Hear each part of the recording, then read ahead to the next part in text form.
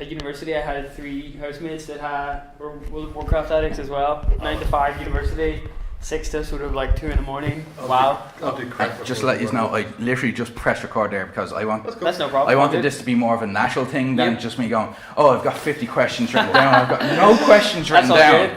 What's your favourite game? No, it's all good.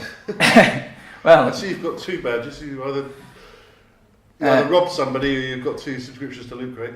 no, they accidentally sent me 3 of the same Loot Crate. Wow, nice. So I got both the Venom mug and the Carnage mug. I sold a Venom mug to a friend of mine last night for €15. Wow, that's good. He didn't even try to haggle with me about the price. I just said 15 and he went, yeah.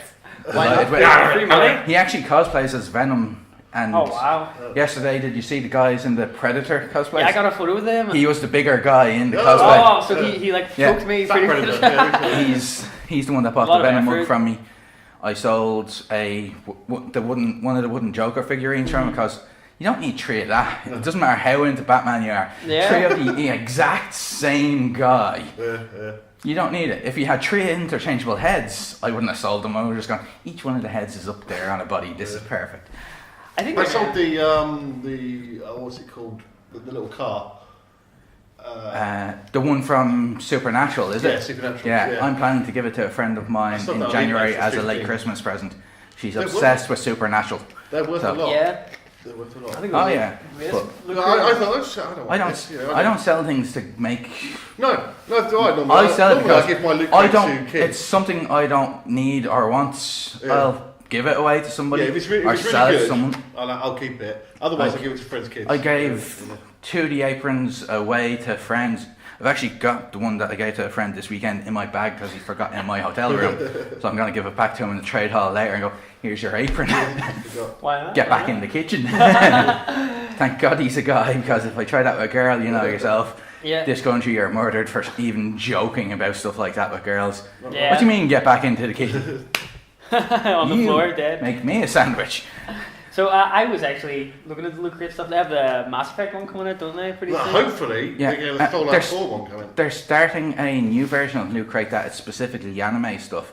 Oh, so you get an anime figurine each month and a manga each month, but it's obviously going to be different ones and that. Interesting. I see the thing about. And apparently I'm a founder of that as well. I just clicked, yeah, I'm interested in that because I cancelled my subscription. And I was like, I don't want to get random stuff, completely random stuff, because I don't know if I'm going to be anywhere interested in it. Yeah, this might be. We're in Twitch HQ on last Thursday. I wasn't there, but you were. Yeah. And they had Fallout 4 Loot Crates piled up behind the desk. Ooh. Yeah, they are big. Oh, I knew about the Fallout 4 ones from a couple of months ago. They were like, there's a Fallout 4 Loot Crate. I'm like, I'm probably not going to be buying Fallout 4 for about 6 months after it comes out. I still have it. I still haven't played Fallout 3. I played the intro to it, shot your one that's in love with his dad right in front of her, shot him in the head. I'm just like, yeah, I can do that. Stop I love Fallout. Yeah. I've got them all, but as I said, I haven't played them. The older ones, I can't grasp the controls. It's just because I never did play them. Yeah, Vegas is pretty. Fallout 3 and Fallout Vegas. The newer ones, it's easier because I play Skyrim a lot still as well. Yeah, it's the same game, one of the people I live with, she's like she moved out recently. She's like a sister to me, and she used to give out to me because I had about 255 mods on my Skyrim. I didn't really do the modding on the games. I know I should have. If you look at some of them now, it's amazing what they've done with the game. Yeah. And Fallout 4, they're bringing mods to the console version of it as well. Yeah, that's interesting. I'm always playing on the PC. But on the PC, you'll get better and more interesting mods for games because they can just turn around and ignore copyright. Pretty much. But with the console one, because it's the first time they're doing it, they have to be careful about which mods make it over to console because it's not just Bethesda that could get into trouble if, say, Cloud's Buster Sword makes it into Fallout 4, right? Which it's gonna do, and made it into Skyrim in 6 different versions. You know, even a one-handed version of it, looking as big as it is, made it into the game, and you find it sticking out of a stone right outside Whiterun. Like, something like that really interests me. I probably should have. As I said, they can't put that into the consoles because Square will be going at them, and Bethesda will say, "Listen, we didn't make the mod. We just supplied them with the tools to do whatever they want with it. That's the whole point of it." And then Square will go to Microsoft and say, "Listen, we don't want that. Give us money. Give us money or get rid of it." So they're literally going to be more selective about the console ones, whereas they can't stop you from downloading a mod for Fallout 4 or any of the Fallout games that are moddable from other websites. They can just say from the official ones you can't get that, but then you can go to ones like Nexus Mods is one of the biggest ones. Thousands of mods for everything. So much talented modders as well on there. One of them even got. I heard one of the biggest modders of Skyrim got hired by Bethesda because he made a mod that was bigger than any of their expansion packs. Yeah. It's like, we've released these expansion packs, and he's like, "Yeah, I did something bigger solo. Yeah. I added mechanics you guys said was not doable. You can freeze to death because of me." For kids that want to get into gaming, I think that's probably a good way of doing it. Do mods. Yeah, that's what Dinnerbone used to do. He used to script. Didn't everyone Minecraft it? The original Habbo thing. Hotel. I know that. I know he used to script on Habbo Hotel because I used to play Habbo Hotel when I was like 14 or 15. Oh wow! And he used to like script and just sort of mod things into that. Scripters were a big thing back then because they kind of got banned. Yeah, it's definitely my tip for me. And then there's Gary's mod really. It came off Half-Life as a mod, really, and look at him now. But I'm trying to remember what it was because the original modding thing for Minecraft, where you could put in like all sorts of different mods into that. This sort of like what became Bucket. Oh yeah. Most of this Minecraft talk is going straight over my head. I played it for like 2 weeks and went, "There's literally nothing to this. I'm going for a game that points me in a direction." Like, if I had have literally even had like, "This is what happened, this is why you're on your own and you have to survive," I would have gone, "Okay, that's more interesting. There might be something somewhere to keep working towards." Even if there's actually nothing beyond them saying that there's that. I think that's it would have kept me in it longer, but my ex was of the similar attitude. She was like, "There's no goal." Yeah, I would have liked it if they'd even pointed you in a general idea of there is some kind of a story somewhere. It's not much, but it's there, not necessarily achievements, because I still go back and play my PlayStation 2, so I don't need achievements. I just want something to say, this is why you're to do this, or why you're there. Whereas Minecraft just seems to go, middle of nowhere, how did you get here? No clue. What's going on? No clue. So yeah, that's your imagination, isn't it? I know, but they don't even give you. They could give you a start on your imagination, is what I'm saying. Like this is what happened before. Yeah, it used to be that you would, if you started a new world, you'd be on the beach. So there was this sort of unspoken shipwrecky type idea.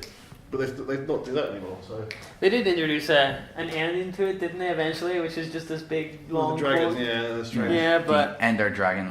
No absolute cohesion there with the story. So that's a little weird, but that's probably its success. I don't know. Yeah, I guess that's why it appeals. I think my time's pretty much up.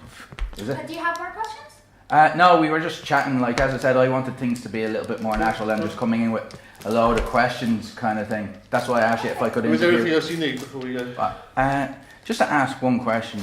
Yeah. What game are you looking forward to most in the next 2 years, say, that you think it'll be out in the next 2 years? Half-Life 3? Half-Life 3? You think? I don't think that'll come out in the next decade. I think he's going to keep saying I think as a lot of PC gamers refer to him, Lord Gaben is going to keep saying, it's in works. It's something we're going to be doing, and then like your grandkids are going to be saying to you, "Granddad, they made Half-Life 3." Yeah, Half-Life 3. The problem is the hype is so big now that it has to. Yeah, it's like with Duke Nukem. Yeah, Forever. Yeah.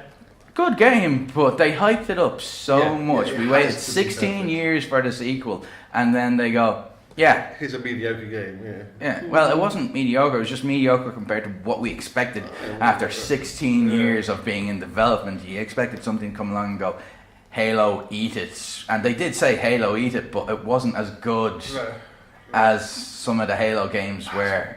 What's his name that used to be in id Software? Carmack? No, the other one with the long hair. Romero? Yeah, John Romero? He brought out some game that was super hyped. He said it was the greatest thing ever. Daikatana? Yeah, Daikatana, yeah.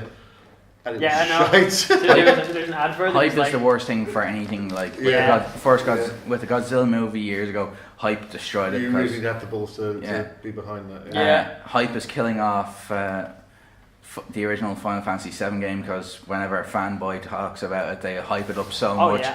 and then you go into it. And I love the game. Final Fantasy I is think my it's one favorite of the more series. average Final But Fantasies. it's You said a it good is, game. yeah. It's got a good story, but they hype it up so much that you go into it and you go, Yeah, That's a nostalgia. I don't get what he was talking about. pretty much. I've done that after loving the game in the first place, and I've gone back and gone, maybe I missed something. Nope, still don't get what he was talking about. Back to the question, I think Fallout 4 I'm still really want to play because we've Yeah. been away all the time Yeah. since it's come out. and As I it's said, I seen that in the blog, him saying, I haven't played Fallout 4 I was, yet. I was trying to actually run You it might- on my laptop. Do you already own it? Nope. I do already own it. I have it Uh, pre-installed on my computer back home. One of the committee members, I think it was telling me that he bought a copy of the Pip-Boy edition Yeah. for the PC, Uh-huh. and it's in the charity auction today. Oh, Wow. Starting bid 150. Wow. For the Pip-Boy? I was going to Pip-Boy buy one of edition. those. See, I used to He buy- hasn't opened it at all. It's the game's there, everything. It's And they sold out, didn't they? Everywhere, Yeah. pretty much. I used to buy collector's editions all the GameStop time. in Dublin sold out of every single Pip-Boy edition they had within 15 minutes of opening their doors. It's insane. 15 minutes. There's one left in Dublin, and a manager's holding on to it for someone. And I'm not even supposed to know that. A friend of mine found out because he was friends with the manager. There you go. Yeah. Go check on the manager. Well, I guess for thanks me, I for would talking say, to me, I'm going to guys. say mine, I think. Oh yeah. He said Half-Life 3. I'm going to say Zelda Wii U. That's going to be my one. What? Zelda Wii U. The next Zelda game. Wii U. All right. Should be really good. But, thanks for speaking to us. Yeah. Well, for Appreciate me, it. it's obviously the Final Fantasy VII remake. Oh, yeah. I want to see Cloud and Dragon full HD graphics. Should be awesome.